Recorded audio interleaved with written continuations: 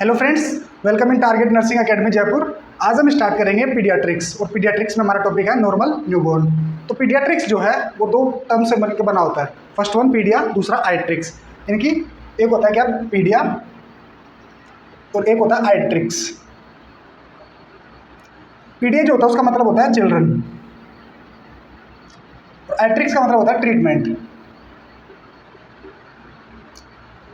यानी कि जिसके अंदर हम क्या करते हैं, चिल्ड्रंस की स्टडी करते हैं, उनके होने वाले डिजीज़ और उनके ट्रीटमेंट की स्टडी जो करते हैं वो किसके अंदर करते हैं, हम पीडियाट्रिक्स के अंदर। जो इनके डॉक्टर्स होते हैं उनको हम पीडियाट्रिशियन कहते हैं।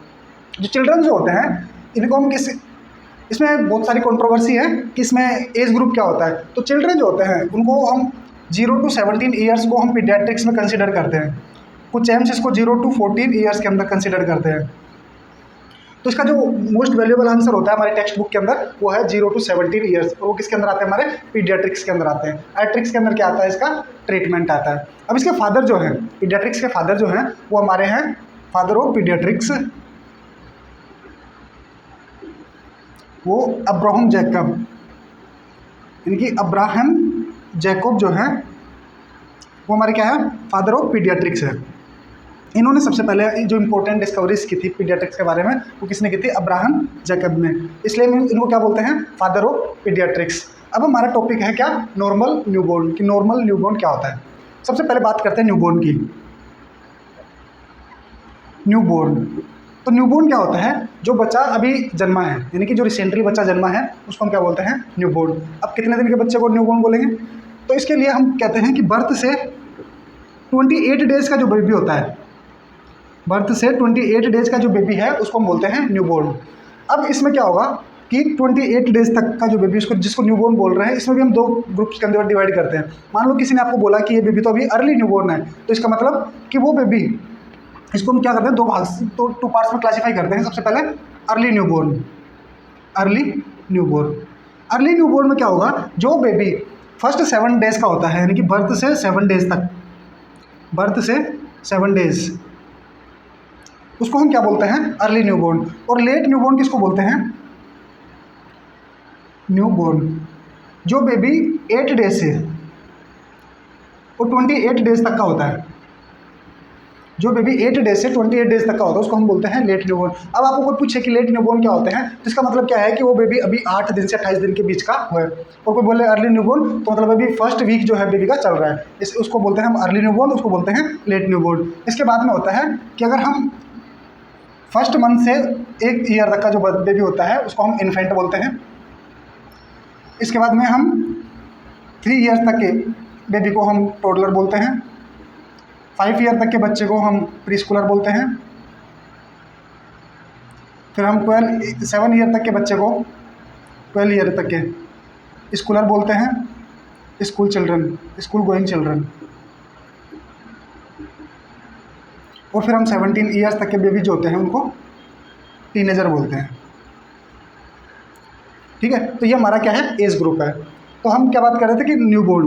अब न्यूबॉर्न क्या हो गया, हमारा बर्थ से 28 डेज का हो गया, first 7 days early newborn, late newborn 8 to 28 days का क्या हो गया, लेट न्यूबॉर्न हो गया। अब हम बात करते हैं कि जो हमारा नॉर्मल न्यूबॉर्न होता है, जो बोर्न हुआ है उसका नॉर्मल वेट कितना होता है। नॉर्मल न्यूबॉर्न का वेट होता है हमारा average normal newborn weight, average normal newborn weight, वो हमारे इंडियन गाइड्स के अनुसार होता है 2.5 किलोग्राम to 4 किलोग्राम। यानी कि अगर कोई बच्चा 2.5 किलो से 4 किलो तक का है तो हम उसको क्या कंसीडर करते हैं कि वो नॉर्मल है। लेकिन डिलीवरी कैसी होनी चाहिए, टर्म पे। यानी कि अगर टर्म डिलीवरी है, यानी कि जो डिलीवरी 37 वीक्स के बाद और 42 वीक्स तक हो रही है, और अगर उसमें बेबी का वजन 2.5 किलो से 4 किलो का है तो वो बेबी कैसा होता है, नॉर्मल होता है। अगर ये वेट 2.5 किलो से कम हो जाए, लेस देन 2.5 किलोग्राम से अगर कम हो जाए तो हम इसको क्या बोलते हैं, low birth weight baby, low birth weight baby. अगर इसका वज़न 1500 ग्राम से कम हो जाए, अगर इस बेबी का वज़न 1500 ग्राम से कम हो जाए तो उसको हम बोलते हैं very low birth weight baby. अगर इसका वज़न 1000 ग्राम से कम हो जाए तो इसको बोलेंगे extreme low birth weight baby. यानी हम उसको क्या बोलेंगे, extreme low birth weight baby. अगर इसका वजन 4 किलो से ज़्यादा हो जाए, मोर देन 4 किलोग्राम अगर इसका वजन हो जाए, तो हम इसको बोलेंगे मैक्रोसोमिक या लार्ज बेबी। यानी मैक्रो का मतलब होता है बड़ा, सोमा वर्ड यूज़ करते हैं बॉडी के लिए, यानी जिसका वजन, जिसकी बॉडी का वजन ज़्यादा हो या बॉडी बड़ी हो, उसको हम बोलते हैं हम मैक्रोसोमिक, यानी कि जिसका वजन 4 किलो से ज़्यादा हो, मैक्रोसोमिक, या उसको बोलते हैं लार्ज बेबी।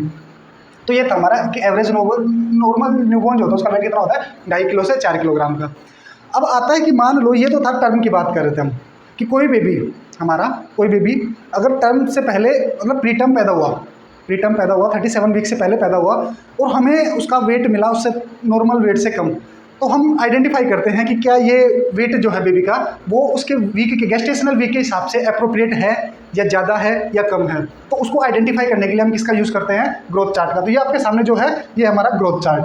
तो इसमें हम क्या करते हैं कि जो हमारा प्री टर्म बेबी होता है या टर्म बेबी होता है, उसका हम वेट डायग्नोस करते हैं। तो वेट को पता करने के बाद हम क्या करते हैं, इस ग्रोथ चार्ट के साथ मैच करते हैं। अगर उस बेबी का वेट इस चार्ट में जहाँ पे मेंशन होता है, अगर ऊपर मेंशन है तो लार्ज बेबी होगा, अगर इन दोनों लाइनों के बीच में है तो अप्रोप्रिएट होगा, और अगर इससे नीचे है इस लाइन से तो उसको स्मॉल वेट होगा। इसको हम पता कैसे करते हैं, तो इसमें क्या होता है, एक साइड तो होता है ग्रोथ चार्ट में वेट जो होता है वो ग्राम के अंदर होता है, दूसरी साइड गेस्टेशनल एज होती है, और वो भी किसमें होती है, वीक के अंदर। अब एक बेबी, मान लो कोई बेबी हमारा 34 वीक पे पैदा हुआ, 34 वीक में पैदा हुआ, और उसका वजन था हमारा 34 वीक में 2 किलो। मान लो 34 वीक में बेबी पैदा हुआ, उसका वजन 2 किलो है, तो ये कहाँ पे आ रहा है, इन दोनों लाइनों के बीच में, और ये कौन सा एरिया है, अप्रोप्रिएट फॉर गेस्टेशनल एज, यानी कि इस बेबी का वेट कितना है हमारा, अप्रोप्रिएट है, यानी कि उसके गेस्टेशनल वीक के हिसाब से सही है, यानी कि एक ऐसा बेबी होगा, नॉर्मल बेबी होगा, इस बेबी का वेट नॉर्मल होगा। अगर इसी 34 वीक पे अगर इस बेबी का वेट 3,500 ग्राम होता, तो ये कैसा होता, बेबी अपनी वेट एज से ज़्यादा वजन एक्सेप्ट कर रहा है, मतलब इस बेबी का वजन क्या है, उसकी एज से ज़्यादा है, इसलिए हम इसको बोलते हैं large for gestational age baby. अब ये होता है कि small gestational age, large for gestational age, appropriate for gestational age, ये क्या होता है, इसको ये होता है हमारा ग्रोथ चार्ट का, इसी को हम बोलते हैं परसेंटाइल चार्ट। इसमें जो वेट होता है, वेट और इसका रेशियो जो होता है परसेंटाइल के अंदर होता है। अगर किसी बेबी का वजन 10th परसेंटाइल से कम है, यानी कि ये जो कर्व दिख रहा है ये हमारा किसका है, 10th परसेंटाइल का, यानी कि अगर किसी बेबी का वजन इस 10th परसेंटाइल से कम है तो वो कैसा बेबी होगा, स्मॉल फॉर गेस्टेशनल एज, यानी उस बेबी का वजन क्या होगा, उसके बर्थ वीक के हिसाब से वजन कम है। अगर 10th परसेंटाइल से और 19th परसेंटाइल के बीच में अगर किसी बेबी का वजन है, अगर किसी गेस्टेशनल वीक में इसके बीच में अगर बेबी का वजन है, तो वो कैसा होगा, उसके बर्थ पीरियड के हिसाब से वो वजन सही होगा। और अगर किसी बेबी का वजन इस 19th परसेंटाइल वाले कर्व से ज़्यादा है, तो ये कैसा होगा हमारा लार्ज फॉर गेस्टेशनल एज, यानी कि उस बेबी का वजन कैसा हमारा ज़्यादा है, किसकी, उसके बर्थ से, यानी कि उसका बर्थ अगर 34 वीक पे हुआ है, उसका वजन अगर 3500 ग्राम है, तो वो कैसा होगा, लार्ज फॉर गेस्टेशनल एज, यानी कि उस गेस्टेशनल एज पे बेबी का वजन इतना नहीं होना चाहिए था, लेकिन उसका इतना है, इसलिए वो कैसा होगा, लार्ज फॉर गेस्टेशनल एज, यानी कि उस गेस्टेशनल एज के हिसाब से बेबी का वजन कैसा है, लार्ज है।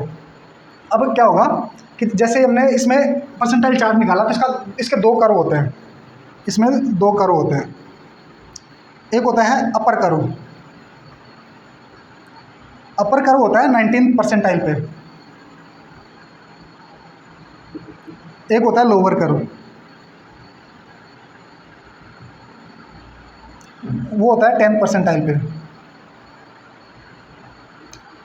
अगर किसी बेबी का वजन 19th परसेंटाइल वाले कर्व से ऊपर है, यानी कि इसमें अपर कर्व से ऊपर है या 19th परसेंटाइल से ऊपर है, तो उसको हम बोलते हैं large for gestational age baby.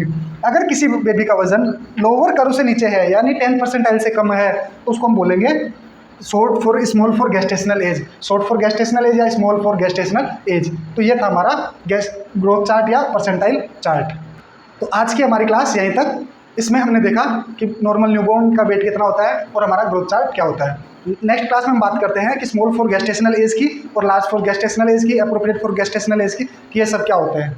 तो यहाँ तक देखने के लिए थैंक यू सो मच।